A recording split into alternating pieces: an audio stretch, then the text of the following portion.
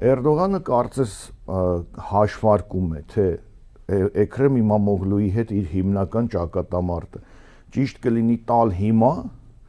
երբ նա քաղաքապետ է եւ կարելի է տարբեր հոդվածներ վրա հարուցել, եւ տեսեք, նա այս process-ը սկսեց մարտի 23-ից առաջ, իսկ մարտի 23-ը այն օրն էր, երբ Իմամօղլուն օֆիցիալ պիտի հռչակվեր նախագահի թեկնածու, դրանից ընդամենը 2-3 օր առաջ կալանավոր այս process-ը սկսվեց։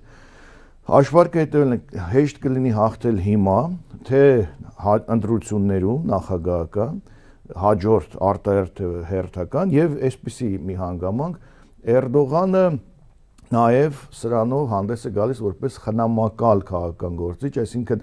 եթե անգամ ինքը չի լինելու հաջորդ նախագահի թեկնածուն, նա մաքրում է ճանապարհը իր հետնորդի համար, որը կարող է լինել այս պահի արտգործնախարարը Հական Ֆիդանը, որը այդ հարթությունում ռետորաբանության, փողոցային եւ այլն այս պայքարի եւ այլն հաստատ զիջում է Իմամօղլուին։ Նա որպես գորշ կարդինալ շատ ուժեղ է, հատուկ ծառայություններ է ղեկավարել եւ այլն, բայց զանգվածների հետ աշխատելու առումով Իմամօղլուին զիջում